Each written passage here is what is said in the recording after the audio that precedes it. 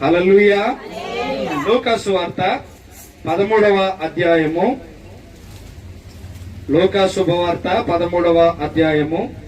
మీరు రాసుకోగలిగినటువంటి వారు రాసుకుంటే మీకు మంచిది, దేవుడు మీకు మేలు చేస్తాడు.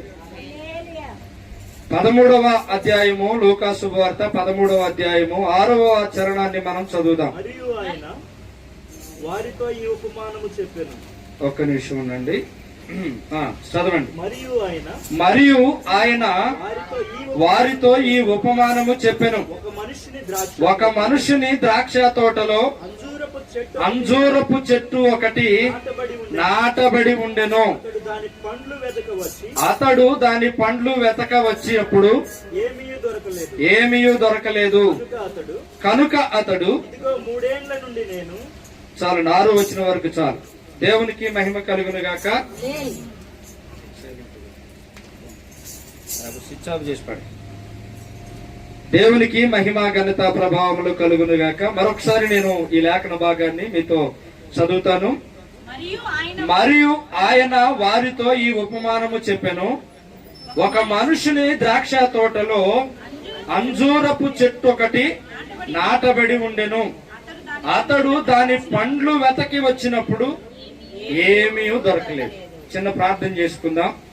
పరిశుద్ధుడా, ప్రేమ కలిగిన తండ్రి, కృప కలిగిన దేవా, మీకు వందనాలు అయా. జ్ఞానము లేనివాడను, జ్ఞాపక శక్తి లేనివాడను, ఎందుకు పనికి రానివాడనైనటువంటి నన్ను ప్రభా మీరు పిలిచి మీ రక్తము చేత కడిగి నీతిమంతులుగా పరిశుద్ధులుగా మీరు మార్చి ప్రభా మీ కృపను మాకు తోడుగా ఉంచి మీ మాటలు బోధించగలిగినటువంటి సామర్థ్యమునిస్తున్నందుకే వందనాలు. నిలవబడినటువంటి నేను నాయనా, ఇదిగో నా తండ్రి, నిష్ప్రయోజకుడినై ఉండగా మీరే ప్రయోజకుడిగా మార్చండి. నా నోటిని బోరగా వాడుకోనండి. మీరే మాట్లాడుతూ రండి. మాట్లాడగలిగినటువంటి శక్తి సామర్థ్యాలు మీరు నాకు అనుగ్రహింపచేయండి. మీ మహిమ చేత నన్ను మమ్మల్ని అందరినీ నింపుతూ రండి. ఈ మధ్యాహ్న కాల సమయంలో ఒక ప్రత్యేకమైనటువంటి పాఠము ద్వారా నేను మేమందరమును కూడా ఇక్కడ నుండి వెళ్ళినట్లుగా మీ కృపా సహాయములు మాకందరికీ అనుగ్రహింపచేయమని, మీ పరిశుద్ధాత్మ శక్తి చేత మమ్మల్ని అందరినీ కూడా నింపమని నజరేయుడైన యేసుక్రీస్తు నామమున ప్రార్థించి అడిగి వేడుకుంటున్నాము తండ్రి, ఆమేన్. ప్రభునందు ప్రియమైనటువంటి దేవుని పిల్లలారా, ఇక్కడ చదవబడినటువంటి లేఖన భాగానికి నేను ఒక పేరు పెట్టుకున్నా. ఏమిటా పేరు అని అంటే, ద్రాక్ష తోటలో అంజూరపు చెట్టు. ఇది నేను పెట్టుకున్న పేరు కాదు, వాక్యంలో ఉన్న మాటే. ద్రాక్ష తోటలో అంజూరపు చెట్టు. ఈ అంజూరపు చెట్టునట దేవుడు కొంతకాలము నుంచి గమనిస్తూ ఉన్నాడట. కొంతకాలము నుంచి గమనిస్తూ ఉంటే ఈ అంజూరపు చెట్టులో ఫలాలేమీ కనపడట్లేదు. అంజూరపు చెట్టులో ఫలాలు కనపడట్లేదు. ఆయన దాని నుండి ఒక్క ఫలమైనా ఆశిద్దాం, ఒక్క ఫలమైనా తిందాం అని ఎంతగానో ఆశ కలిగిన వాడుగా ఎదురు చూస్తూ ఉన్నాడు. కానీ ఆ చెట్టు నుండి ఒక్క ఫలం కూడా రావట్లేదు, ఒక్క ఫలం కూడా ఫలించట్లేదు. ఎందుకు ఈ అంజూరపు చెట్టు ఫలింపట్లేదు? అంజూరపు చెట్టు ఫలించకపోవడానికి గల కారణాలేంటి? అంజూరపు చెట్టు ఫలించకపోవడానికి కారణాలేంటి? ఈ అంజూరపు చెట్టు ఫలించకపోవడానికి గల కారణాలు ఏమిటో నేను కొన్ని విషయాలు మీతో మాట్లాడతాను. అంజూరపు చెట్టు ఫలించకపోవడానికి గల కారణములు అని రాసుకోండి. మొట్టమొదటి కారణం ఏంటి అనంటే, మత్తయి సువార్త 21వ అధ్యాయము. మత్తయి సువార్త 21వ అధ్యాయము 18, 19 వచనాలు మనం చదువుదాం. ఉదయమందు పట్టణమునకు మరలా వెళ్ళుచుండగా ఆయన ఆకలిగొనెను. అప్పుడు త్రోవ పక్కన ఉన్న, చాలు యేసుక్రీస్తు ప్రభువారట మరలా ఆ పట్టణమునకు వెళ్ళుచూ ఉండగా ఆయనకు ఆకలైందట. ఆయన ఆకలిగొనెను.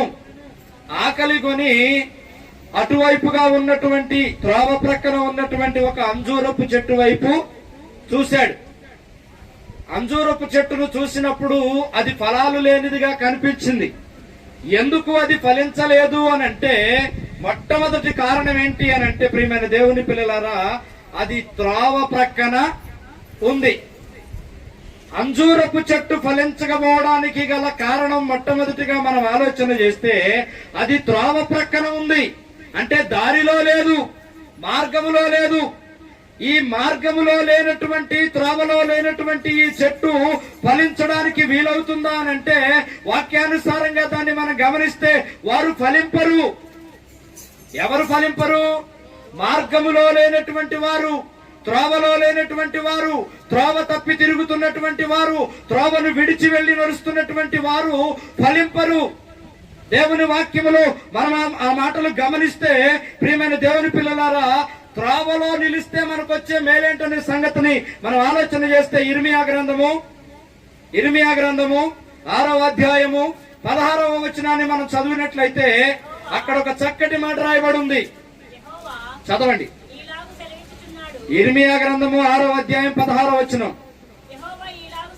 యెహోవా ఇలాగు సెలవిచ్చుచున్నాడు, మార్గములలో నిలిచి చూడుడి, పురాతన మార్గములను గూర్చి విచారించుడి, మేలు కలుగు మార్గమేది అని అడిగి అందులో నడుచుకొనుడి, అప్పుడు మీకు నెమ్మది కలుగును. దేవునికి స్తోత్రం చెప్పండి ఒకసారి. హల్లెలూయా, హల్లెలూయా. ప్రభునందు ప్రియమైన దేవుని పిల్లలారా, దేవుని మార్గములో నీవు నడిస్తే, దేవుని మార్గములో నీవు నిలిస్తే, అక్కడ రాయబడి ఉంది, దేవుడు సెలవిస్తున్న మాట, పురాతనమైన మార్గములను గురించి విచారించుడి. అంటే తెలుసుకోవాలి, ఏ మార్గములోకి వెళితే ఏమి జరుగుతుందో, ఏ మార్గములో నిలబడితే ఏమి జరుగుతుందో, ఏ మార్గము నిన్ను ఎటువైపుగా నడిపిస్తుందో అనే సంగతిని మనము విచారించాలి, మనం గ్రహించాలి. అక్కడ రాయబడి ఉంది, దేవుని మార్గములో నువ్వు నిలిస్తే నీకేం కలుగుద్దట? నెమ్మది. ఇవాళ చాలా మంది జీవితాలలో, చాలా మంది కుటుంబాల్లో ఈ నెమ్మది లేనటువంటి జీవితాలు జీవిస్తూ ఉన్నారు. ఆస్తులున్నాయి, అంతస్తులున్నాయి, మేడలు మిద్దలున్నాయి, డబ్బుంది, హోదా ఉంది, పేరుంది, పరపతి ఉంది, ప్రఖ్యాతి ఉంది, కానీ వారి కుటుంబంలో, వారి మనసుల్లో నెమ్మది లేదు. నెమ్మది ఉందా? నెమ్మది లేదు. నెమ్మది లేని కుటుంబాలను మనం ఎన్నో గమనిస్తూ ఉన్నాం. ప్రియమైన దేవుని పిల్లరా, ఇక్కడ దేవుని వాక్యాన్ని బట్టి మనం ఆలోచన చేస్తే, దేవుని మార్గములో నువ్వు నిలిస్తే నీకు నెమ్మది కలుగుతుంది. ఇక్కడ ఈ అంజూరపు చెట్టు మార్గములో లేదు. అంజూరపు చెట్టు మార్గములో లేదు కాబట్టి ఫలించకపోవడానికి గల మొదటి కారణం ఏంటి అనంటే, అది సరైన మార్గములో లేదు. మరి ఈరోజు నీవు నేను మనం సరైన మార్గములో ఉన్నామా? సరైన మార్గంలో నువ్వు ఉన్నట్లయితే, నువ్వు వెళుతున్నటువంటి మార్గము సరైనదైతే, నీవు చేరవలసిన గమ్యస్థానానికి నువ్వు చేరతావు. దేవుని వాక్యంలో మనం ఆలోచన చేస్తే, ప్రియమైన దేవుని పిల్లారా, దేవుని మార్గములో నువ్వు నిలిచి నడిస్తే నీకు కలిగేటువంటి ఆశీర్వాదాలు ఏంటంటే, చూడండి, ద్వితీయోపదేశకాండము 28వ అధ్యాయము 9వ వచనం. ద్వితీయోపదేశకాండము 28వ అధ్యాయము 9వ వచనం. నీవు నీ దేవుడైన యెహోవా ఆజ్ఞలను అనుసరించి ఆయన మార్గములలో నడుచుకొనిన ఎడల యెహోవా నీకు ప్రమాణము చేసినట్లు ఆయన తనకు ప్రతిష్ఠిత జనముగా నిన్ను స్థాపించును. దేవునికి మహిమ కలుగును గాక. హల్లెలూయా. నీవు దేవుని మార్గములో నిలిచి నడిస్తే దేవుడు నిన్ను ఎలా చేయబోతున్నాడంటే, ఆయనకు ప్రతిష్ఠిత జనముగా నువ్వు చేయబడబోతున్నావు. దేవుని మార్గంలోనూ నిలవాలి. నీ ఇష్టం వచ్చిన మార్గంలోనూ నిలబడితే కాదు, నీకు నచ్చిన మార్గంలోనూ వెళితే కాదు. దేవుడు అన్నాడు, ఇదిగో నేనే మార్గము. ఎవరంట ఆయన? మనకు మార్గమై ఉన్నటువంటి వాడు ఆయన. నీ ఇష్టం వచ్చిన మార్గంలో, నీకు నచ్చిన దారిలో, నీకు నచ్చిన త్రోవలో నువ్వు నడిచి వెళ్ళిపోతా ఉంటే నువ్వు క్షేమకరమైనటువంటి ప్రయాణం చేయలేవు. ఎందుకంటే నీ ప్రయాణం ఎక్కడ ఆగిపోద్దో తెలీదు. నేనే మార్గము, నేనే సత్యము, నేనే జీవం. ఆయన మార్గమై ఉన్నటువంటి దేవుడు. మార్గమై ఉన్నటువంటి దేవుని మార్గములో నువ్వు నడిస్తే, నువ్వు ప్రయాణం చేస్తే, నువ్వెక్కడికైతే వెళ్ళాలనుకుంటున్నావో అక్కడికి దేవుడు నిన్ను క్షేమముగా, సురక్షితముగా తీసుకెళ్లి అక్కడ నిన్ను కూర్చోబెడతాడు. హల్లెలూయా. దేవునికి నిన్ను ఏం చేస్తాడట? ప్రతిష్ఠిత జనం. దేవుడు నిన్ను ప్రతిష్ఠిత జనముగా ఆయన నిన్ను చేయబోతూ ఉన్నాడు. ఎప్పుడు చేస్తాడు అనంటే, నీవు ఎప్పుడైతే నీ మార్గాన్ని విడిచి, నీ త్రోవను విడిచి దేవుని త్రోవలోనికి, దేవుని మార్గంలోనికి నువ్వు నిలబడి నువ్వు నడిస్తే ఆయన నిన్ను ప్రతిష్ఠిత జనముగా స్థాపించును. హల్లెలూయా. రెండవది చూద్దాం.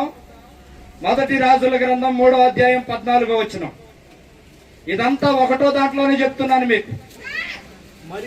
మరియు నీ తండ్రి అయిన దావీదు నా మార్గములలో నడిచి నా కట్టడలను నేను నియమించిన ధర్మమంతటి చొప్పున గైకొనున్నట్లు నీవు నడచి వాటిని గైకొనిన ఎడల నిన్ను దీర్ఘాయుష్మంతుడిగా చేసేదను. చప్పలు కొడతారు ఒకసారి. దేవునికి మహిమకరముగా దేవుడు నిన్ను ఏం చేయబోతున్నాడంటే, ఆయన మార్గంలోనూ నిలిచి నడిస్తే ఆయన నిన్ను దీర్ఘాయుష్మంతుడిగా చేస్తాడు. దీర్ఘాయుష్మంతుడిగా, దీర్ఘాయుష్మంతురాలిగా. ఈరోజు నీవు నేను మనం ఆశపడతాం. ఏమని ఆశపడతామంటే, పుట్టినరోజు వచ్చినప్పుడు సేవకులు ప్రార్థన చేస్తారు, ప్రభా ఈ కుమారుడికి దీర్ఘాయుష్, సుఖజీవముతో గడుచు సంవత్సరములు శాంతిని దయచేయము అని ప్రార్థన చేస్తా ఉంటారు. దీర్ఘాయుష్ ఎవరివ్వాలి? దేవుడు ఇవ్వాలి. దీర్ఘాయుష్ ఇచ్చేది దేవుడు. కన్న తల్లిదండ్రులు ఇవ్వలేరు, పెంచిన పెద్దవారు ఇవ్వలేరు, ఎవరు నీకు దీర్ఘాయుష్ ఇవ్వలేరు. ప్రియమైన దేవుని పిల్లలారా, ఆయుష్ని ఇవ్వగలిగినటువంటిది ఒకే ఒక్కడు. నిన్ను ఈ లోకములోనికి సృష్టించి ఆ తల్లి గర్భములో నుంచి నిన్ను భూమి మీదకు రప్పించిన నజరేయుడైన యేసుక్రీస్తు వారు మాత్రమే. ఆయన మాత్రమే నీకు దీర్ఘాయుష్నిచ్చే దేవుడు. ఆయుష్నిచ్చేవాడు ఆయనే. ఆయన మార్గంలో నువ్వు నిలిస్తే, ఆయన మార్గంలో నువ్వు నడిస్తే దేవుడు ఏం చేస్తాడట? నిన్ను దీర్ఘాయుష్మంతుడిగా చేస్తాడు, దీర్ఘాయుష్మంతురాలుగా నిన్ను చేస్తాడు. మరొక మాట చూద్దాం. జకరియా గ్రంథం 3వ అధ్యాయం 7వ వచనం. జకరియా గ్రంథము 3వ అధ్యాయం 7వ వచనం. సైన్యములకు అధిపతి యెహోవా సెలవిచ్చినదేమనగా, నా మార్గములలో నడుచుచు నేను నీకు అప్పగించిన దానిని భద్రముగా గైకొనిన ఎడల నీవు నా మందిరము మీద అధికారివై నా ఆవరణములను కాపాడవాడవగుదువు.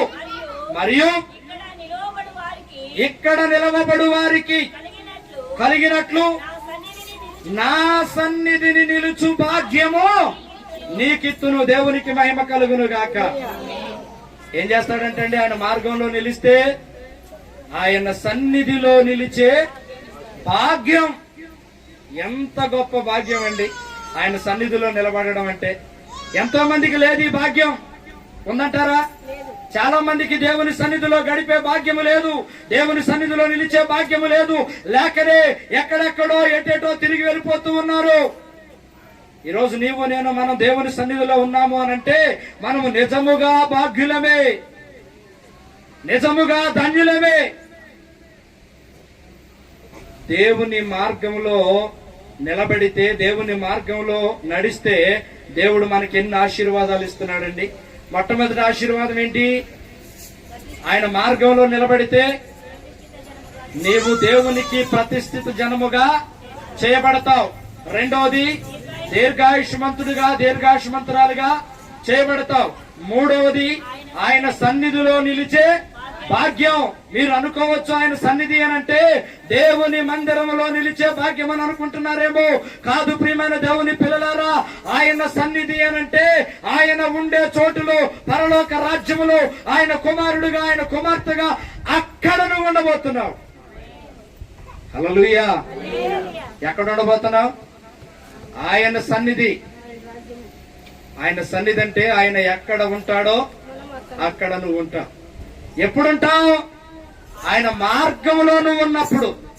మార్గాన్ని విడిచి వెళ్ళినప్పుడు కాదు, త్రోవను విడిచి వెళ్ళినప్పుడు కాదు, త్రోవలో నువ్వు పక్కకెళ్ళిపోయి నీకు నచ్చిన మార్గం నీకు నచ్చినట్లుగా నీ ప్రయాణాన్ని నువ్వు కొనసాగించినప్పుడు కాదు.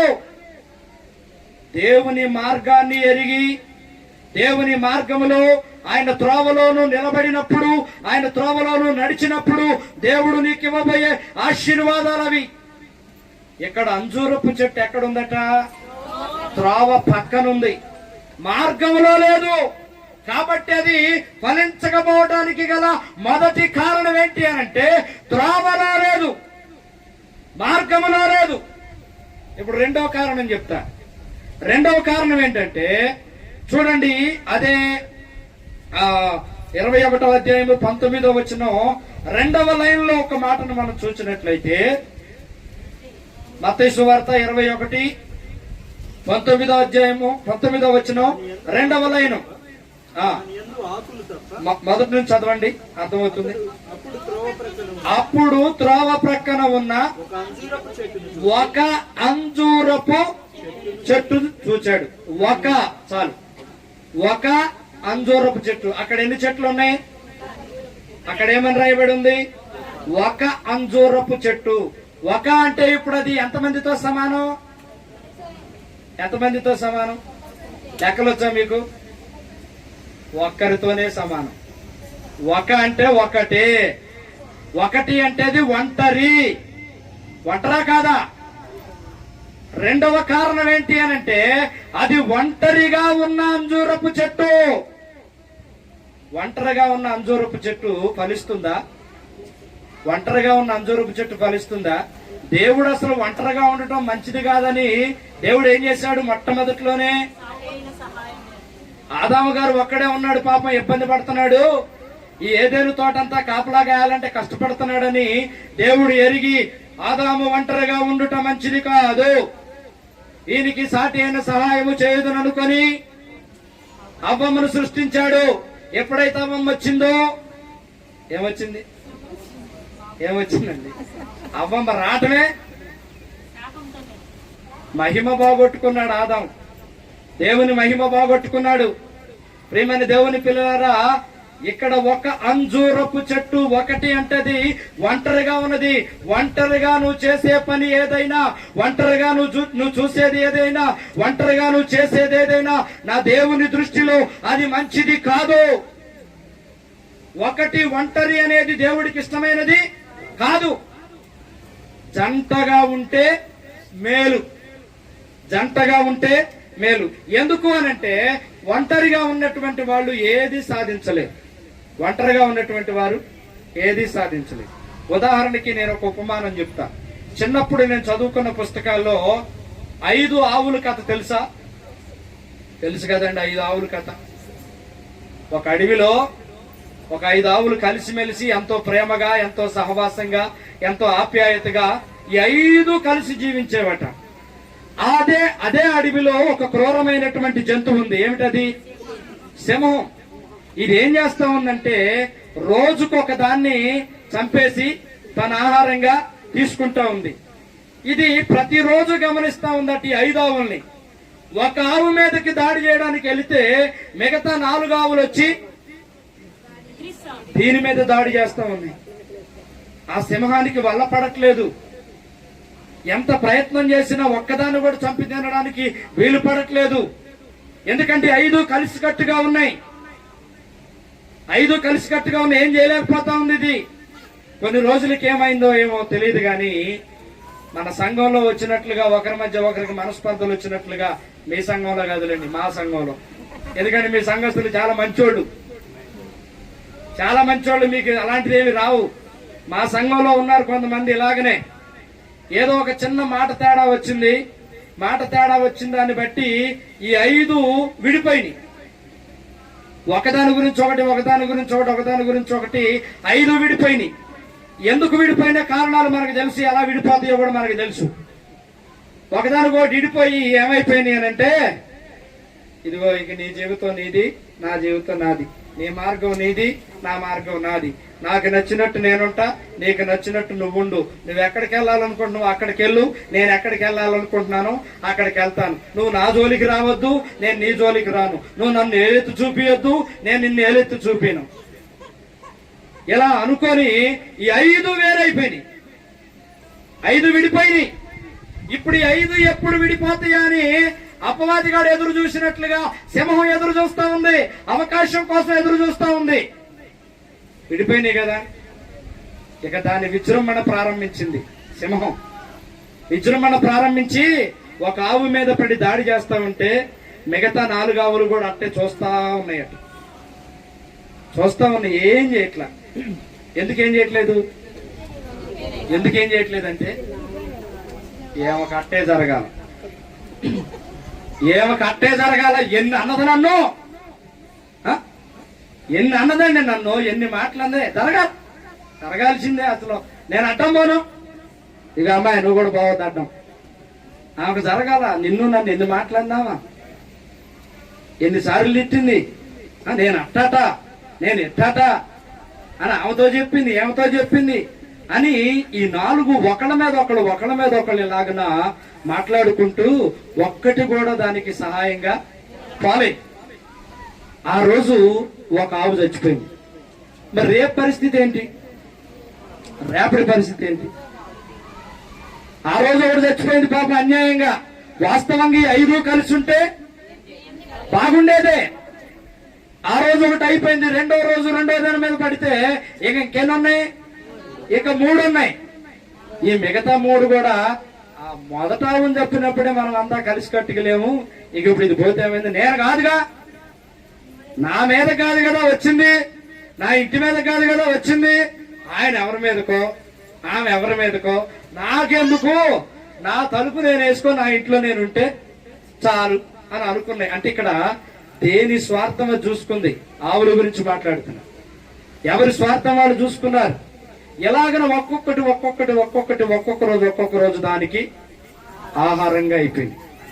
5వ ఆవు దగ్గరకు వచ్చేసరికి 5వ ఆవు అనుకుంటుందంట, మేము 5 కలిసికట్టుగా ఉన్నప్పుడు, మేము 5 సహవాసంగా ఉన్నప్పుడు, ప్రేమగా ఉన్నప్పుడు మమ్మల్ని ఏది దాడి చేయడానికి ధైర్యం చేయలేదు. మేము ఎప్పుడైతే ఒక్కొక్కరిగా విడిపోయామో వాడు ప్రభావం చూపడం ప్రారంభించాడు. కాబట్టి ఒక్కొక్కరిగా మేము చనిపోతూ వచ్చాం. అప్పుడు అర్థమైంది ఏమని? 133వ కీర్తన మొదటి వచనం చదవండి. 133వ కీర్తన మొదటి వచనం. 133వ కీర్తన మొదటి వచనం. సహోదరులు ఐక్యత కలిగి ఉండుట ఎంత మేలు, ఎంత మనోహరం. ఎప్పుడు తెలిసి వచ్చింది? చేతులు గాలిన తర్వాత ఆకులు పట్టుకుంటారు కొంతమంది. చేతులు కాలిపోతే పూర్తిగా కాలిపోయిన తర్వాత అప్పుడు కాలిపోయిన సంగతి తెలిసి అప్పుడు పట్టుకుంటారు. నీ జీవితం పూర్తిగా నాశనం అయిపోయిన తర్వాత, నీ బ్రతుకు పూర్తిగా నాశనం అయిపోయిన తర్వాత, అగాధంలోకి నువ్వు వెళ్ళబడిన తర్వాత అప్పుడు దేవుడు గుర్తొస్తాడు. ఓ ప్రభువా నా పరిస్థితిని చూడయ్యా అని అప్పుడు ప్రార్థన చేస్తాడు. ముందే ప్రార్థన చేస్తే, ముందే దేవుని దగ్గరకు వస్తే, ముందే దేవునికి మొరపెడితే నీ పరిస్థితులు మారేవే కాదా? చేతులు గాలిన తర్వాత ఆకులు పట్టుకుంటే ప్రయోజనం ఉంటుందా? ఉండదు కదా. అయిపోయింది, అప్పటికి అయిపోయింది. దేవుడు నీకు ఇచ్చినటువంటి అవకాశము అయిపోయింది. అందుకే లోకంలో ఒక సామెత ఉంటుంది, ఏమని? అవకాశం వచ్చినప్పుడే సద్వినియోగపరుచుకోవాలట. అదృష్టం అన్నప్పుడు రాదట, అది వచ్చినప్పుడే దాన్ని అందిపుచ్చుకోవాలట. కనుక ప్రియమైన దేవుని పిల్లరా, సహోదరుల ఐక్యత కలిగి ఉండుట ఎంత మేలు, ఎంత మనోహరమని అది చివరి క్షణంలో ఆలోచన చేసినట్లుగా ఒకవేళ ఈ రోజున నీవు నేను మనము కూడా అదే పరిస్థితిలో ఉన్నామేమో ఆలోచన ఆలోచన చేసుకోవాలి. ప్రియా దేవుని సంగమా, నా స్వార్థము నాదే, నా వరకు నేనే, ఇది నాదే నాకు అని అనుకుంటున్నావేమో. అలా ఉండట నీకు క్షేమము కాదు. నువ్వు సంఘములో చేర్చబడిన తర్వాత సంఘమంతా ఒకటే, సంఘమంతా ఒకటే. నేను నాది అనే భావన వద్దు, తీసేయండి. సంఘంలో చేర్చబడ్డావా, మనమందరము ఒక్కటే అన్న భావనలోనికి రావాలి. మనమందరము ఒకటే అన్న భావనలోనికి రావాలి. సహోదరులు ఐక్యత కలిగి జీవిస్తే ఎంత మేలంటే, అవి 5 చచ్చిపోయేవి కాదు, బ్రతుకుండేవి, సజీవంగా ఆరోగ్యంగా ఉండేవి, సంతోషంగా ఉండేవి. ఎంత మనోహరం అంటున్నాడు చూడండి. మరొక మాట, మనోహరం అన్న మాటకి చూద్దాం అర్థం. సామెతల గ్రంథం 15:23. సామెతల గ్రంథం 15:23. త్వరగా సరిగా ప్రత్యుత్తరం ఇచ్చువానికి దాని వలన సంతోషము పుట్టును, సమయోచితమైన మాట ఎంత మనోహరము. దేవునికి మహిమ కలుగును గాక. హల్లెలూయా. ఏమండి, సమయోచితమైన మాట. సమయోచితమైన మాట అంటే కొన్నిసార్లు మన జీవితంలో మనం ఆర్థికంగా సహాయపడకపోవచ్చు. కొంతమంది జీవితంలో, కొంతమంది అవసరాల్లో అక్కర్లో ఉన్నప్పుడు ఆర్థికంగా సహాయపడకపోవచ్చు. కానీ మాట సహాయం కూడా చేయలేని వారు ఉన్నారు ఇవాళ. దేవుని వాక్యంలో మీరు గమనిస్తే, ఇతరుల వ్యక్తికి నువ్వు సహాయం చేయటం నీ చేతనైనప్పుడు దాన్ని చేయక వెనక తీయొద్దు అని రాయబడి ఉంది. మాట సహాయం చేయాల్సిన పరిస్థితి వస్తే మాట సహాయం చేయి. ధన సహాయం చేయాల్సిన పరిస్థితి వస్తే ధన సహాయం చేయి. మరొక సహాయం చేయాల్సిన పరిస్థితి వస్తే ఆ సహాయం చేయి. ఎందుకంటే దేవుడు నేర్పించినటువంటి పాఠం అది, మనం చేయాలి. అలా నువ్వు చేస్తే దేవునికి నువ్వు ఎంతగానో మనోహరముగా మార్చబడతావు. ఇప్పుడు ఫలించకపోవడానికి గల రెండో కారణం ఏంటంట? అంజూరపు చెట్టు ఫలించబడడానికి రెండో కారణం ఏంటి? ఒంటరిగా ఉంది. ఒంటరిగా ఉండి మనం ఏం చేయలేం ప్రియమైన దేవుని పిల్లారు. ఒంటరిగా ఉండి మనం ఏం చేయలేం. పేతురు చెరసాల్లో ఉన్నాడు. సంఘము, నేను నా ఇంట్లో ప్రార్థన చేస్తలే, నా ఇంట్లో నేను ప్రార్థన చేస్తా, దైవ సేవకుడు ఆయన వస్తాడు బయటికి అని అనుకొని ఎవరికి వాళ్ళు, ఎవరి ఇళ్లలో వాళ్ళు ప్రార్థన చేశారా? అమ్మ, చేశారా? సంఘమంతా కలిసి ప్రార్థన చేయగా చెరసాల బద్దలైంది. హల్లెలూయా. ఐక్యతగా కలిగి ఉంటే సహోదరుల ఐక్యత ఎంత మేలు, ఎంత మనోహరం అనే మాటకి అదే నిదర్శనం. ఓ సంఘమా, నువ్వంతా కలిసి కట్టుగా ఉండి దేని కొరకైతే ప్రార్థన చేస్తావో ఆ ప్రార్థనకు దేవుడు ప్రతిఫలం ఇచ్చునుగాక. ఖచ్చితంగా దేవుడు ఇస్తాడు. ఎందుకంటే దేవుడు చెప్పాడు, భూమి మీద ఏ ఇద్దరైతే ఏకీభవించి ప్రార్థిస్తారో వారి ప్రార్థన నేను ఆలకిస్తానని చెప్పి. నువ్వెంత ప్రార్థనా పరుడమైనా, ఎంత ప్రార్థనా పరురాలమైనా నీ ఒక్కదానివే చేసుకుంటానంటే కుదరదు. సంఘముతో కలిసి ప్రార్థన చేయాలి. సంఘములో ఉన్న అవసరాల నిమిత్తం, సంఘములో ఉన్న కష్ట నష్టాలను గురించి, ఎవరైతే ఇబ్బందుల్లో, బాధల్లో, కష్టాల్లో, నష్టాల్లో ఉన్నారో వారి కొరకు సంఘముతో కలిసి కన్నీరు కార్చి ప్రార్థన చేస్తే వారి కుటుంబాల్లో దేవుడు కార్యాలు చేస్తాడు. హల్లెలూయా. చేస్తాడా లేదా? కాబట్టి ఒంటరిగా ఉండుట మంచిది కాదు. అంజూరపు చెట్టు ఒంటరిగా ఉంది, ఒక్కటే ఉంది కాబట్టి అది ఫలించలేక పోయింది. మూడవ కారణం మార్కు సువార్త 11వ అధ్యాయము 13వ వచనం. మార్కు సువార్త 11వ అధ్యాయము 13వ వచనం. ఆకులు గల ఒక అంజూరపు చెట్టును దూరము నుండి చూచి, చాలు ఎక్కడి నుండి చూశారట? దూరము నుండి చూశాడట. అంటే ఇప్పుడు ఈ అంజూరపు చెట్టు ఎక్కడుంది? దూరంగా ఉంది. అంజూరపు చెట్టు దూరంగా ఉంది. అది ఫలించకపోవడానికి గల కారణం ఏంటంటే దేవుని సన్నిధికి దగ్గరగా లేదు, దేవుని మార్గానికి దగ్గరగా లేదు, దేవుని సన్నిధిలో అది చేర్చబడలేదు, అది దూరంగా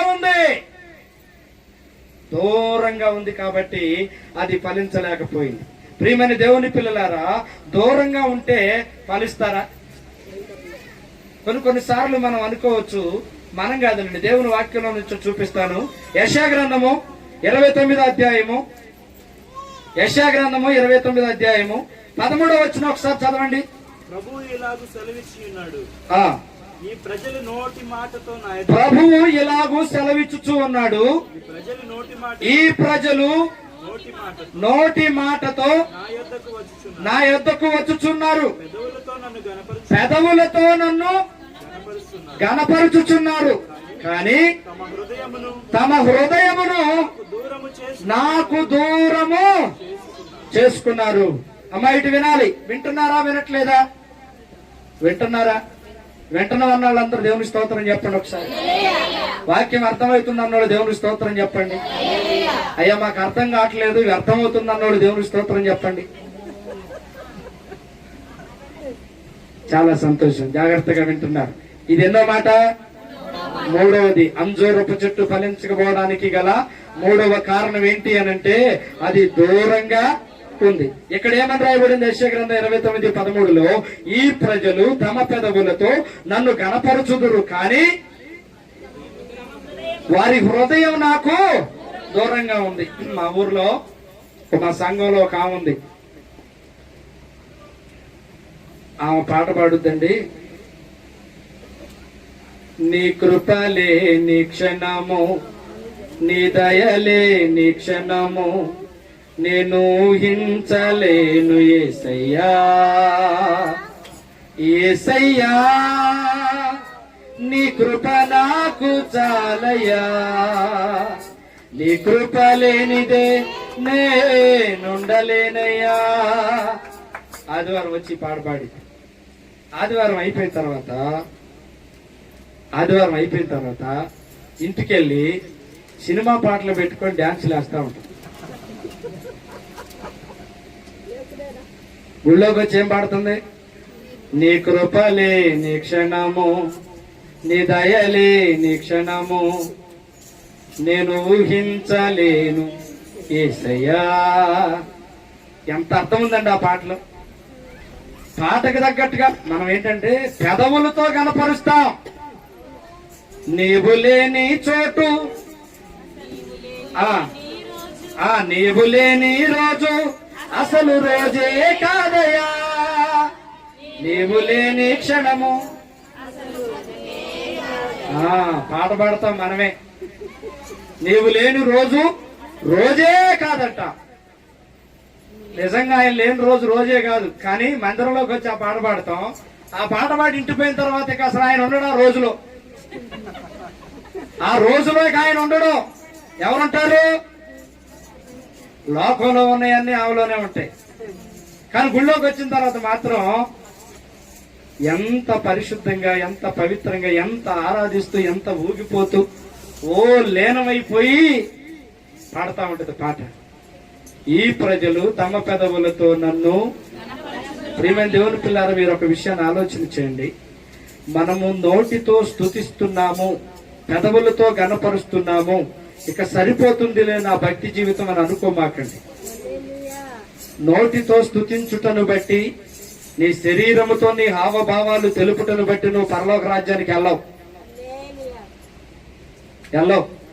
ఇది మారాలి. ఏది మారాలి? మారాలి. నీ మనసే మారాలి. ఆ మారిన మనసు ఎవరికి ఇవ్వాలి? దేవునికి ఇస్తున్నారా? మరి మారిన మనసు దేవునికి ఇస్తున్నారా? మారని మనసు దేవునికి ఇస్తున్నారా? మారని మనసును దేవునికి ఇస్తే ప్రయోజనం లేదు. మారిన మనసు ఇచ్చి చూడు. నీ మారిన మనసు దేవునికి ఇచ్చి చూడు. దేవుని అద్భుత కార్యాలు నీ కుటుంబంలో జరగకపోతుంది అన్నాడు. హల్లెలూయా. అద్భుతాలు దేవుడు చేస్తాడు, ఆశ్చర్యాలు దేవుడు చేస్తాడు. నువ్వు ఊహించిన దానికంటే, అడిగిన దానికంటే అత్యధికమైన కార్యాలు దేవుడు నీ కుటుంబంలో దేవుడు జరిగిస్తాడు. హల్లెలూయా. అడిగిన వాటికంటే, ఊహించిన వాటికంటే అత్యధికమైన కార్యం. పెదవులతో కనపరచడం కాదు ముఖ్యం, నీ హృదయాన్ని దేవునికి ఇవ్వాలి. దేవుడికి కావాల్సిందేంటి? హృదయం కావాలండి, నీ మనసు కావాలండి ఆయనకి. నీ మనసు కావాలి, నీ హృదయం కావాలి. నీ శరీరంతో పని లేదు ఆయనకి. ఎందుకు పని లేదు చెప్పనా? అది మట్టితో తయారు చేయబడిన బొమ్మ. ఆ మట్టితో తయారు చేయబడిన బొమ్మలో ఉన్నది ఆయన ఊదిన ఊపిరి. అది కావాలి ఆయన. ఆ ఊపిరే ఆయన ఆత్మ. ఆ ఆత్మను నువ్వు దేవునికి ఇవ్వాలి. నీ శరీరాన్ని ఇవ్వడం వల్ల ఉపయోగం లేదు. కాబట్టి ప్రియమైన దేవుని పిల్లరా, నీ హృదయాన్ని నువ్వు దేవునికి ఎక్కడ చేర్చాలి? దేవునికి దగ్గరగా, దేవునికి దగ్గరగా రావాలి. ఇప్పుడు అంజూరపు చెట్టు ఎక్కడుందంటే ఎక్కడో దూరంగా. ఇది దూరంగా ఉండుటను బట్టి ఫలించిందా? ఫలించలా. మరి అదే ఒకవేళ దగ్గరగా ఉంటే ఫలిస్తుందా? ఫలిస్తుందా లేదా? దేవుని సన్నిధిలోనికి, దేవుని మందిరంలోకి, దేవుని దగ్గరికి నువ్వు వచ్చి ఆయన పాదాల దగ్గర నువ్వు నేర్చుకుంటూ ఉంటే నువ్వు ఫలించేటువంటి కొమ్మగా తయారవుతావు. హల్లెలూయా. ఫలింపులు లేవండి మీ జీవితాల్లో? కొన్నయ్యా లేవా? దేనిని బట్టి ఆ ఫలింపు? దూరంగా ఉంటే ఫలిస్తారా? ఒకవేళ మీరు అనుకోవచ్చు, లోకంలో ఉన్నవాళ్ళు మాకంటే బాగా ఉన్నారండి, మాకంటే బాగా ఆశీర్వదించబడుతున్నారు, మాకంటే బాగా విస్తారంగా ఎదిగిపోతూ ఉన్నారని అనుకోవచ్చు. ప్రతిదానికి సమయము కలదు. ప్రతిదానికి సమయము కలదు. దేని దాని కాలమందు దేవుడు దానిని చక్కగా ఫలించినట్లు దాన్ని నియమించెను. ఇంకొక మాట చెప్పనా? ఆరిపోయే ముందు దీపం బాగా ఎలుగు ఎక్కువ ఇచ్చిద్దట. ఆరిపోయే ముందు బాగా ఎలుగుచ్చిద్ది. లోకంలో ఉన్న పరిస్థితులు అలాగనే ఉన్నాయి. ప్రియమైన దేవుని పిల్లలారా, ఒక ఉదాహరణ చెప్తా. ధనవంతుడు విస్తారమైన, విలాసవంతమైన, నచ్చిన జీవితాన్ని తనకున్న ఆస్తిని బట్టి, అంతస్తుని బట్టి, ఐశ్వర్యాన్ని బట్టి జీవించి చచ్చిపోయాడు. ఆయన తిని మిగిల్చిన ఎంగిలి మెతుకులు తిని బ్రతికిన లాజరు ఆయన తిని అక్కడ బ్రతికాడు, ఆయన చచ్చిపోయాడు. వీళ్ళిద్దరూ ఒకరాత్మ ఎక్కడుందంటే అబ్రహాము రొమ్మును ఆనుకొని విశ్రాంతి పొందుకుంటా ఉంది. ఇంకొక ఆత్మ ఎక్కడుందంటే పాతాళంలో యాతన పడతా ఉంది. ఇప్పుడు ఈ పాతాళంలో యాతన పడిన ఆత్మ ఎవరిది? భూమి మీద బ్రతుకున్నప్పుడు విలాసవంతమైన జీవితాన్ని జీవించి నచ్చినది నచ్చినట్లుగా ఆయన బ్రతికినటువంటి జీవితాన్ని జీవించడాన్ని బట్టి మారు మనసు లేకుండా, మార్పు లేకుండా ఇష్టానుసారంగా బ్రతికిన వాడు పాతాళంలో యాతన పడుతున్నాడు. మరి దేవుణ్ణి కలిగి కటిక దరిద్రం అనుభవించిన వాడు, నా భావం అర్థం ఉందా లేదా మీకు? ఈ లోకంలో కావలసినవి ధనధాన్యాలు, గొప్ప పేరు ప్రఖ్యాతులు కాదు. దేవునితో నువ్వు అంటు కట్టబడి ఉన్నావా లేదా? మనము దేవునితో అంటు కట్టబడి ఉంటే, ఒకవేళ ఈ లోకంలో కటిక దరిద్రమే అనుభవించినా మనం చనిపోయిన తర్వాత దేవుడు మనలను అక్కడ కూర్చోబెడతాడు. ఎక్కడ? ఆయనుండే స్థానములో ఆయన రొమ్మును ఆనుకొని ఉంచుతాడు. అక్కడ స్థానం కావాలా? ఇక్కడ అశాశ్వతమైనటువంటి స్థానం కావాలా? ఏది కావాలి? దేవుడు అన్నాడు, మొదట మీరు నా నీతిని, నా రాజ్యాన్ని వెతకండి, అప్పుడు అవన్నీ మీకు. ఏన్ని లోకంలో నీకేది అవసరమో అవసరాలన్నీ దేవుడు తీరుస్తాడు. ఏది నీకు అక్కరో అక్కర్లన్నీ దేవుడు తీరుస్తాడు. ఏది నీ హృదయ వాంఛో నీ హృదయ వాంఛలన్నీ దేవుడు తీరుస్తాడు. ఎప్పుడు? మొదట నువ్వు ఆయన నీతిని, ఆయన రాజ్యాన్ని వెతికినప్పుడు.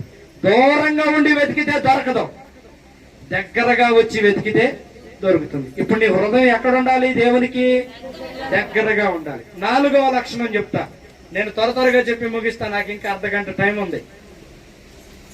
4వది ఏంటి అని అంటే మార్కు సువార్త 11వ అధ్యాయము 13వ వచనంలో 3వ లైను,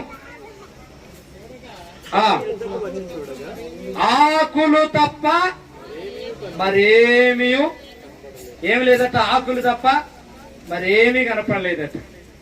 4వ లక్షణం ఏంటంటే అది ఫలించకపోవడానికి గల కారణం, చెట్టు అండి బాగా విస్తారంగా ఎదిగిపోయిందండి.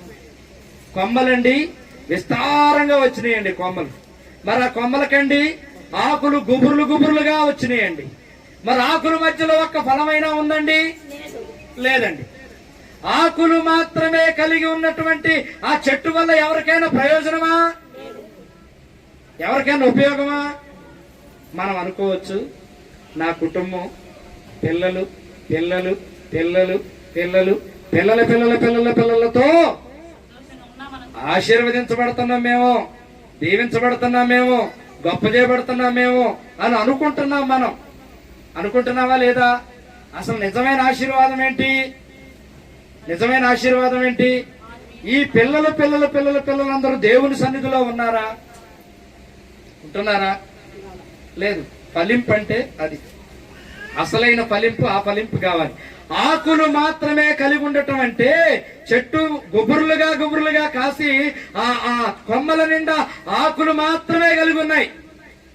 ఈ ఆకులు మాత్రమే కలిగి ఉండే దాన్ని బట్టి ఆకులు దేనికి సూచనగా ఉన్నాయి అనంటే లోక సంబంధమైన ఆచారాలకు, లోక సంబంధమైన పద్ధతులకు సాదృశ్యంగా ఉంది.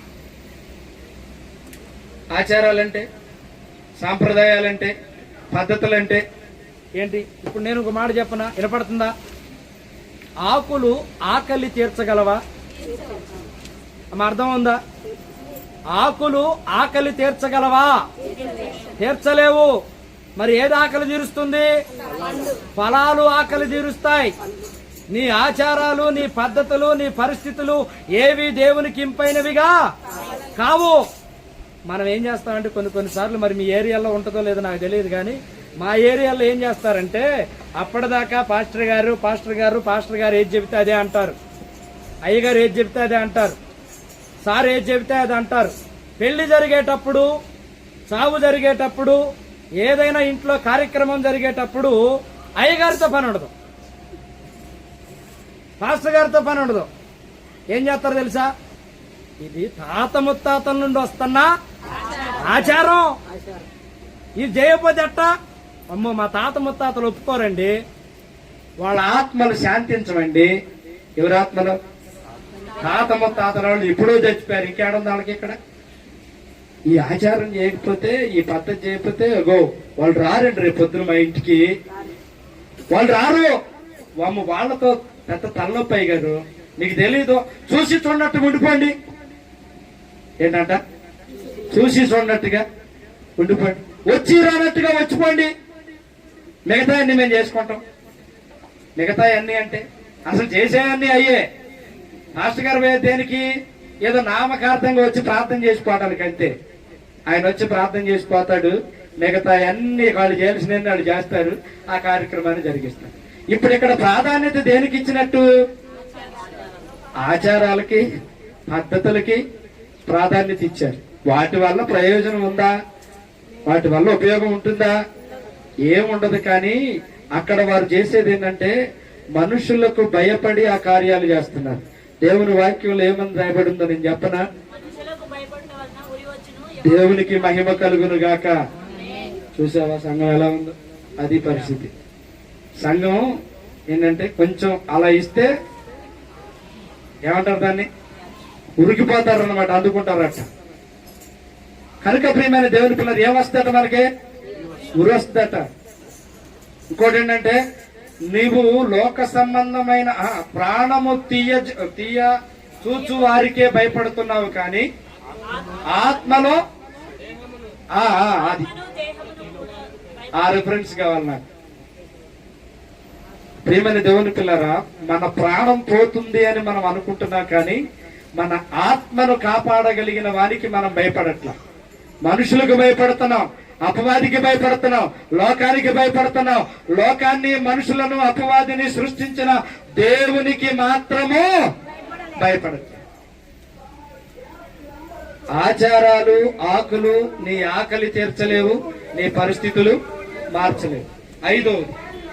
ఐదవది ఫలించకపోవడానికి గల కారణం ఏంటి అనంటే మత్తయి సువార్త 3వ అధ్యాయం 10వ వచనం. మత్తయి సువార్త 3వ అధ్యాయము 10వ వచనం.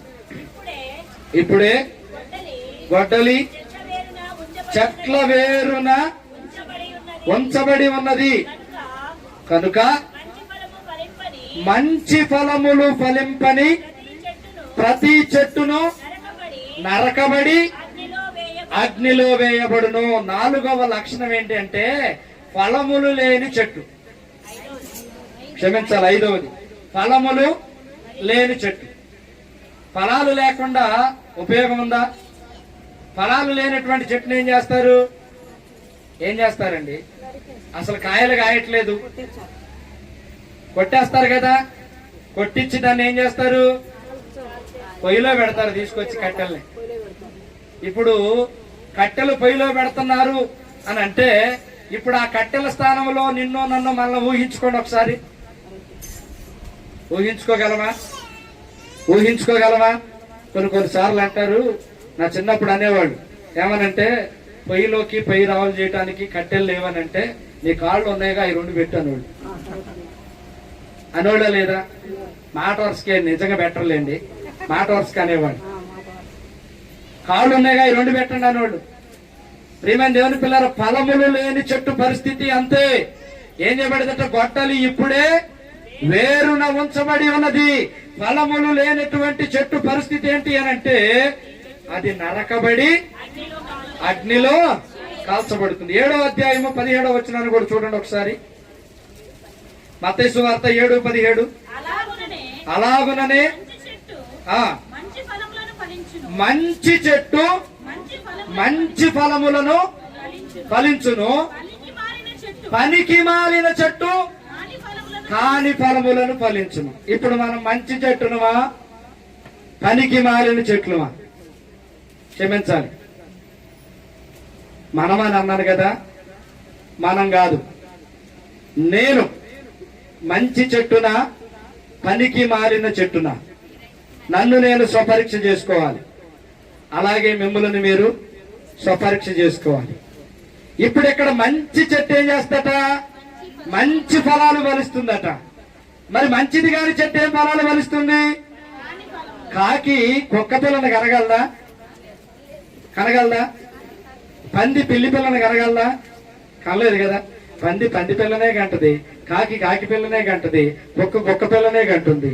మంచి చెట్టు మంచి ఫలాలు ఫలిస్తుంది, మంచిది కాని చెట్టు కాని ఫలాలు ఫలిస్తుంది. కాని ఫలాలు ఎవరికైనా ఉపయోగపడతాయా? ఒక ఆయన యెషయా గ్రంథంలో 5వ అధ్యాయంలో ఎక్కడో కొండ మీద మొత్తం చదును చేసి ఒక ద్రాక్ష తోట వేసాడట. వేసేటప్పుడు మాత్రం మంచి విత్తనాలు విత్తాడు, అవి మంచి తీగలే వేశాడు. తోటంతా బాగా విస్తారంగా కాసింది. కాసిన తర్వాత దాని ఫలాలు తిందాం అనుకునే సమయానికి అవి కారు ద్రాక్షలు కాసింది. ఎంత ప్రయాసపడ్డాడు అక్కడ. అదొక సబ్జెక్ట్ అండి, అది మంచి మెసేజ్ ఉంది. కారు ద్రాక్షలు కాసిందట. అంత కష్టపడి పంట చేతికి వచ్చిన తర్వాత ఆ పంటను తిందామనుకునే సమయానికి ఏమైపోయింది? కారు ద్రాక్షలు కాసింది. కారణం ఏంటి కారు ద్రాక్షలు కాయటానికి? దానికి కొన్ని కారణాలు ఉన్నాయి. దేవుని చిత్తం అయితే ఎప్పుడైనా మాట్లాడుతా. ప్రియమైన దేవుని పిల్లరా, మంచి ఫలములు ఫలించే చెట్టు మంచి ఫలాలే ఫలిస్తుంది. కాని చెట్టు, పనికి మాలిన చెట్టు ఏం కాయలు కాస్తాయి? పనికి మాలిన కాయలే కాస్తాయి. అంటే అర్థం ఏంటంటే మనము ఆత్మీయంగా ఆధ్యాత్మికంగా దేవునిలో ఎదుగుతూ ఉన్నటువంటి వారం అయితే మన ద్వారా వచ్చేటువంటి వారు కూడా అలాగే మనలను చూసి నేర్చుకొని వారు కూడా మంచి ఫలాలే ఫలిస్తారు. ఆవు చేలోబడి మేస్తా ఉంటే దూడ గెట్టును మేస్తుందండి? మేస్తుందా? మేయదు. ఎందుకంటే నా తల్లైన ఆవే పడి చేలోబడి మేస్తా ఉంటే దాన్నే గద్దిచ్చేవాడు లేడు, దానికే బుద్ధి చెప్పేవాడు లేడు, దాన్నే అడిగేవాడు లేడు, నన్నెవడరా అడిగేదని ఇది కూడా వెళ్ళి ఇప్పుడు ఎవరిని చూసి వెళ్ళింది? అది అన్నాను చూసి మనం చాలా గొప్ప సంగతి నేర్చుకోవాలా వద్దా? అన్న అటండి తను ఉగ్గుపాలతోనే నేర్పిందట. ఏంటిది? ఉగ్గుపాలతో నేర్పిందట. ప్రియా దేవుని బిడ్డ, నువ్వు నా కుమారుడివే, దేవుడిచ్చిన కుమారుడివే, కానీ నీవు దేవుని సన్నిధిలోనే పెరగాలి, దేవుని సేవకుడి దగ్గరే ఉండాలి, నువ్వు అక్కడే నేర్చుకోవాలి, అక్కడే ఉండాలని ఉగ్గుపాలతో నేర్పిందట. అక్కడ ఒక బిడ్డకి మొట్టమొదటి గురువు ఎవరు? తల్లే. కాబట్టి ప్రియమైన దేవుని పిల్లలారా, మనము మంచి ఫలములు ఫలించేటువంటి వారమై ఉంటే మన తర్వాత వచ్చేటువంటి వారు కూడా మంచి ఫలములే ఫలిస్తారు. ఇంకొక మాట 19వ వచనం కూడా ఒకసారి చూడండి. 7:19 మత్తయి సువార్త 7:19 త్వరగా మంచి ఫలములు ఫలింపని ప్రతి చెట్టు నరకబడి అగ్నిలో నరకబడి అగ్నిలో వేయబడు. మంచి ఫలములు ఫలించాలి మనం. మంచి ఫలములు ఫలించకపోతే ఆ చెట్టు వల్ల ప్రయోజనం లేదు. ఎవరికి లేదు? భూమి మీద ఉన్న వాళ్ళకి లేదు, దేవునికి కూడా లేదు. ఆ చెట్టు వల్ల ఎవరికి ఉపయోగం లేదు. కానీ ఆ చెట్టు ఏం చేస్తుందనంటే భూమిలో ఉన్న సారం అంతా లాగేసుకుంటుంది. భూమిలో ఉన్న సారం అంతా లాగేసుకుంటది. ఇప్పుడు ఈ అంజూరపు చెట్టు పరిస్థితి కూడా అదే. అక్కడ అంటాడు దేవుడు, ఈ అంజూరపు చెట్టుకి ఎంతకాలం చూసి ఇది ఫలించట్లేదు, కాబట్టి తోటమాలి ఈ చెట్టుని వేర్లతో సహా నరికివేయ్ అంటాడు. అప్పుడు ఆ తోటమాలి అన్నాడు, ప్రభువా ఇంకొక సంవత్సరం నాకు గడువు. తోటమాలి ఎవరు అనంటే దైవ సేవకుడు. అంజూరపు చెట్టు ఎవరు అనంటే ఫలాలు ఫలింపని ఒక విశ్వాసి. నీవు సురక్షితంగా క్షేమంగా సంవత్సరం వెంబడి సంవత్సరాన్ని గడుపుతున్నావు. దేవుడు నాకు ఆయుష్కాలం ఇస్తున్నాడు. నా ఆరోగ్యాన్ని బట్టి ఏమంటారంటే నా యొక్క ఎక్సర్సైజులను బట్టి, నేను తినే తిండిని బట్టి, నేను పాటించే పద్ధతులను బట్టి నేను ఆరోగ్యంగా ఉన్నాను, సంతోషంగా ఉన్నానని అనుకుంటున్నావు. కాదు, నీ క్షేమము కొరకు దైవజనుడు కన్నీటి ప్రార్థన చేస్తున్నాడు. అయ్యా ఇంకొక సంవత్సరం నాకు అవకాశం ఉంది. ఈ చెట్టుకి నేను ఏం చేయాలో అది చేస్తా. ఎంతగా తవ్వాలో అంతగా తవ్వుతా. అందులో రాళ్ళన్నీ ఏరి పారేస్తా. దానికి ఏ ఎరువులు వేయాలో ఆ ఎరువులు వేస్తా. ఎంత నీరు పెట్టాలో అంత నీరు పెడతా. ఎంతగా పోషించాలో అంతగా పోషిస్తా. మరొక సంవత్సరం వచ్చేసరికి ఈ చెట్టు ఫలించకపోతే అప్పుడు దాన్ని తీసేసుకొని పాటమాలి అయినటువంటి వాడు దేవునితో మొరపెట్టి నీ కొరకు సమయాన్ని అడుగుతున్నాడు. కాబట్టే మనం ఈ రోజున ఇలా ఉన్నాం. మన వెనకాల ఎంత ప్రయాసం ఉంటుందో మనం అర్థం చేసుకోవాలి. లేకపోతే దేవుడు ఎప్పుడో గొడ్డలు ఎక్కడుందట? గొడ్డలు ఎక్కడుందండి? వేరునున్నట్టు. ఎంతసేపు నరకటం, నరికివేయడం ఎంతసేపు నీ వేరులో. ఎందుకు నరకట్లేదో తెలుసా? ఎందుకు నువ్వు నరకబడట్లేదో తెలుసా? ఎందుకు నువ్వు ఎందుకు తెగ నరకబడట్లేదో తెలుసా? నిన్ను బట్టి నీ సేవకుడు దేవునితో వాదనలు చేస్తున్నాడు. ప్రార్థన చేస్తున్నాడు, విజ్ఞాపన చేస్తున్నాడు. ప్రభువా ఇంకొక సంవత్సరం అవకాశం ఇవ్వు. ఖచ్చితంగా ఆమె మారు మనసు పొందుతుంది. ఖచ్చితంగా ఆమె జీవితం కట్టబడుతుంది. నాది పూచి అని దేవుని దగ్గర గడువు అడిగి నీ కొరకు ప్రార్థన చేస్తూ, నీకు వాక్యాన్ని బోధిస్తూ, నిన్ను సరైన క్రమంలో నడిపించడం కోసం ప్రసవ వేదన పడుతున్నాడు దైవజనుడు. కాబట్టే నువ్వు సురక్షితంగా ఉన్నావు. కాబట్టే నువ్వు సంతోషంగా ఉన్నావు. అంజూరపు చెట్టు ఉపమానాన్ని గురించి మనం ఆలోచన చేస్తే ప్రియమైన దేవుని పిల్లరా, ఆ తోటమాలి ఎవరో కాదు, నీ కొరకు నా కొరకు కన్నీరు కార్చి ప్రార్థన చేస్తున్న ఓ దైవ సేవకుడు. ఆ అంజూరపు చెట్టు నువ్వే. ఆ అంజూరపు చెట్టు నేనే. ఫలాలు లేని చెట్టు. ప్రియమైన దేవుని పిల్లలారా, మరొక మాట, ఫలములు లేని చెట్టు ఏం చేయబడుతుందంటే నరకబడి అగ్నిలో కాల్చివేయబడుతుంది. నువ్వు అగ్నిలో కాల్చబడటం వల్ల నీ సేవకుడికి ఏమైనా సంతోషమా? నీ కుటుంబానికి ఏమైనా సంతోషమా? హెజ్కేలు గ్రంథంలో మీరు ఆలోచన చేయండి ప్రియమైన దేవుని పిల్లలారా. దుష్టుడు తన దుష్టత్వమును బట్టి మరణించుట నాకేమాత్రమైనను సంతోషము కలుగునా? వాడు తన మనసును మార్చుకొని నా వైపు తిరుగుటయే నాకు సంతోషము. దేవుడు నిన్ను బట్టి ఎప్పుడు సంతోషిస్తాడంటే నీ మనస్సు మారినప్పుడు, నీ బుద్ధి మారినప్పుడు, నీ ప్రవర్తన మారినప్పుడు, నువ్వు దేవుని నడతలో నడిచినప్పుడు ఆయన సంతోషిస్తాడు. నువ్వు మిగతా చేసే వాటన్నిటిని బట్టి ఆయనకి సంతోషము రాదు. నీవు నీ పాపములోనే చచ్చిపోతే ఎవరికీ సంతోషము కాదు, దేవుడు కూడా సంతోషించడు. ఫలములు లేనటువంటి చెట్టుగా ఎంతకాలం ఉంటాం? ఎంతకాలమని దేవుని మందిరావరణంలోనికి వచ్చి ఆ ఫలములు లేనటువంటి చెట్టుగా మా భాషలో చెప్పాలి అనంటే గొడ్రాలు గెలువుందా? గొడ్రాలు గెలువుందండి. అన్నకి ఆ బాధ, ఆ వేదన అనుభవించలేకే, భరించలేకే దేవుని సన్నిధిలోకి వెళ్ళి ఒక సంవత్సరం పాటు మోకరించి దేవుని దగ్గర అడిగింది, ప్రభువా నాకు ఆస్తులున్నాయి, అంతస్తులున్నాయి, బాగా ప్రేమించే భర్తే ఉన్నాడు, అన్నీ ఉన్నాయి, కానీ అమ్మ అని పిలిచే పిలుపు లేదయ్యా. ఈ పిలుపును నువ్వు నాకు ఇవ్వగలిగితే చాలు అని తనకు తాను తీర్మానించుకొని తనను తాను దేవునికి సమర్పించుకొని సంవత్సర కాలపు పాటు ప్రార్థన చేస్తే దేవుడు ఆమెకి ఫలముని ఇచ్చాడు. ఏ ఫలం? గర్భఫలం ఇచ్చాడు. ఇచ్చిన ఫలాన్ని మరలా ఎవరికి ఇచ్చింది?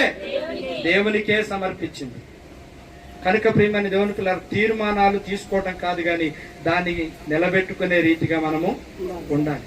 ఫలాలు లేని చెట్టుగా ఉంటే నీ వల్ల నా వల్ల నీ కుటుంబానికి ప్రయోజనం లేదు, నా కుటుంబానికి ప్రయోజనం లేదు, సంఘానికి లేదు, ఈ దేశానికి లేదు. 6వ మాట ఏంటి అని అంటే చూడండి, మార్కు సువార్త 11వ అధ్యాయము 14వ వచనం.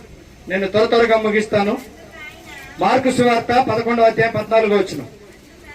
అందుకు ఆయన, కొంచెం గట్టిగా చదవండి ఎవరైనా. అందుకు ఆయన, ఇక మీదట ఎన్నటికి దీని పండ్లు ఎవరును తినకుందురు గాక అని చెప్పాను. అంటే అర్థం ఏంటండి? ఇప్పుడు అంజూరపు చెట్టును దేవుడు ఏం చేశాడు? అన్నలారా చెప్పాలి, ఏం చేశాడండి? శపించాడు. శపించబడిన అంజూరపు చెట్టు. శపించబడిన అంజూరపు చెట్టు పరిస్థితి ఏంటి? శపించబడింది ఆ చెట్టు. శపించబడిన చెట్టు అయినా, శపించబడిన కుటుంబం అయినా, శపించబడిన నీవైనా నేనైనా ఏ విధమైన ప్రయోజనం ఉంటుందా? ప్రియమైన దేవుని పిల్లారా, అది శపించబడిందండి. ఎందువల్ల శపించబడింది? ఎందువల్ల శపించబడింది? మొట్టమొదటిగా అది త్రోవలో లేదు. రెండవదిగా ఒంటరిగా ఉంది. మూడవది దూరంగా ఉంది దేవునికి. నాలుగవది ఆకులు మాత్రమే కలిగి ఉంది. ఐదవది ఫలములు లేనటువంటి రీతిగా ఉంది. కాబట్టి దేవుడు దానిని శపించాడు. హెబ్రీలకు రాసిన పత్రిక 6వ అధ్యాయము 9వ వచనం. హెబ్రీ పత్రిక 6వ అధ్యాయము 9వ వచనం. అయితే ప్రియులరా, మేము ఇలాగు చెప్పుచూ ఉన్నాను, మీరంతకంటే మంచిదియు రక్షణకరమైనదియునైన స్థితిలోనే ఉన్నారని రూఢిగా నమ్ముచున్నాను.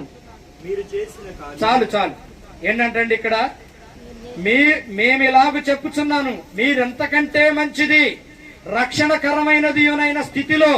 అంటే ఇక్కడ ఈ అంజూరపు చెట్టులా కాకుండా మీరు మంచి ఫలములు ఫలించే చెట్టులాగాను, రక్షణ పొందినటువంటి చెట్టులాగాను మీరు ఉన్నారని ఎవరు చెప్తున్నారు?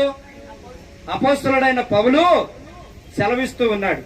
కనుక ప్రియమైన దేవుని పిల్లలారా, శపించబడినటువంటి చెట్టు అంటే ఎందుకు శాపాలు వస్తాయి అని అంటే గెహాజీని జ్ఞాపకం చేసుకోవచ్చు, ఆకానుని జ్ఞాపకం చేసుకోవచ్చు. ఎందుకు శపించబడ్డారు వాళ్ళు? ఎందుకు శపించబడ్డారండి? లోకంలో ఉన్న వాటిని ఆశించారు, లోకంలో ఉన్న వాటిని కోరుకున్నారు, లోకములో ఉన్న వాటితో సహవాసం చేయాలనుకున్నారు. దేవుని వాక్యంలో చూస్తే ఈ లోక స్నేహము దేవునితో వైరం. ఈ లోక స్నేహం దేవునితో వైరం. నువ్వు అనుకుంటున్నావు లోక స్నేహమే సంతోషమని, లోక స్నేహమే బాగుందని, లోక స్నేహంలో నాకు ఆనందం ఉందని అనుకుంటున్నావు. కానీ దేవునితో వైరం అనే సంగతి మర్చిపోతున్నావు. దేవుడు ఊరుకుంటాడా? దేవుడు ఊరుకుంటాడా? ఊరుకోడు. శపించేశాడు. నీకును, నీ పిల్లలకును, పిల్లల పిల్లల తరతరాలకును ఈ కుష్టు వ్యాధి వచ్చునుగాక అన్నాడు. దేనివల్ల వచ్చింది? దేనివల్ల వచ్చింది? లోకంలో ఉన్నదాన్ని ఆశించటం వల్ల వచ్చింది. శపించబడ్డా లేదా? శపితమైనటువంటి దానిని ఎవరైనా ఇష్టపడతారా? ఇష్టపడరు కదా. చివరిగా చూడండి 11వ అధ్యాయం 1వ వచనం. క్షమించాలి, ఆ 21వ అధ్యాయం 19వ వచనం చివరిలో చూడండి. మత్తయి సువార్త 21:19 చివరిలో, ఇక మీదట ఎన్నటికి నువ్వు కాపు కాయక ఉందువుగాక అని చెప్పెను. తక్షణమే ఆ అంజూరపు చెట్టు ఎండిపోయెను. 7వ లక్షణం ఏంటంటే ఎండిపోయిన అంజూరపు చెట్టు ఏమైపోయిందట అండి? తక్షణమే ఎండిపోయిందట. ఉదయమే అటు వెళ్లారు, మరలా సాయంకాలం ఇటు వచ్చేసరికి ఆ చెట్టు ఏమైపోయింది? ఎండిపోయింది. ఎండిపోయిన స్థితిలో ఉన్నటువంటి నీ జీవితాన్ని, నా జీవితాన్ని దేవుడు ఏం చేయగలడో తెలుసా? యెషయా గ్రంథం 11వ అధ్యాయము 1వ వచనం. యెషయా గ్రంథం 11వ అధ్యాయం 1వ వచనం. యెషయి మొద్దు నుండి చిగురు పుట్టును, వాని వేరుల నుండి అంకురము ఎదిగి ఫలించును. దేవునికి మహిమ కలుగును గాక. హల్లెలూయా. అంకురము ఎదిగి ఫలించును. అంకురము అంటే అర్థం ఏంటంటే విత్తనము.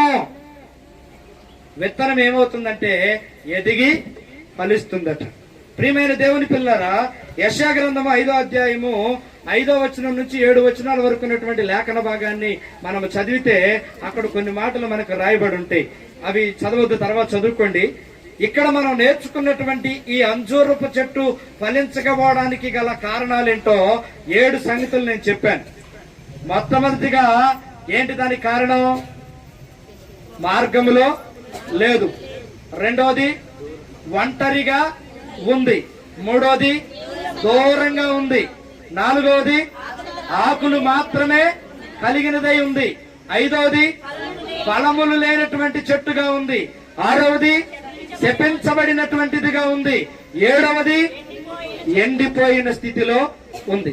ఇప్పుడు నేను చెప్పాలనుకున్న విషయం ఏంటంటే, ఈ మాటలన్నిటినీ మనకి సాదృశ్యంగా తీసుకుంటే ఈ 7 లక్షణాలు కలిగినటువంటి జీవితం నీలో నాలో లేకుండా లేదు. ప్రియమైన దేవుని పిల్లరా, ప్రతి ఒక్కరిలో ఈ లక్షణాలు ఉన్నాయి. ఇప్పుడు ఈ లక్షణాలు ఉన్నాయి కదా, ఈ లక్షణాలు ఉన్నటువంటి నిన్ను, నన్ను, మనలను దేవుడు ఏం చేశాడో నేను చెప్పనా? ద్రాక్ష తోట సంఘానికి సాదృశ్యం, అంజూరపు చెట్టు ఇశ్రాయేలీయులకి సాదృశ్యం. పాత నిబంధన గ్రంథంలో ద్రాక్ష తోట ఇశ్రాయేలీయులకి సాదృశ్యంగా ఉంది. అయితే అది కొట్టివేయబడింది. ఎందుకు? కారు ద్రాక్షలు కాసింది కాబట్టి అది కొట్టివేయబడింది. ఇప్పుడు ద్రాక్ష తోట సంఘానికి సాదృశ్యం కదా, అంజూరపు చెట్టు ఇశ్రాయేలుకి సాదృశ్యం కదా.